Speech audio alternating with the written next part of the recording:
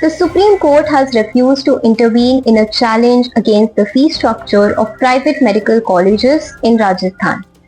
Hearing a petition filed by a medical aspirant, the court declined to interfere with the Rajasthan High Court order that had upheld the existing fee structure in private institutions. The petitioner had argued that annual tuition fees ranging from 18.9 lakh rupees to 25 lakh rupees were beyond the reach of students eligible under the economically weaker section category, which has an income ceiling of 8 lakh rupees per year. During the hearing, the Supreme Court observed that self-financing private colleges cannot be expected to charge fees on par with government institutions.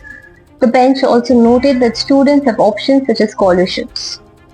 The court remarked that the country needs more doctors and dismissed the petition while keeping the larger question of law open for future consideration. The plea had sought a more equitable fee structure, arguing that private medical education remained financially inaccessible for many EWS candidates appearing for NEET.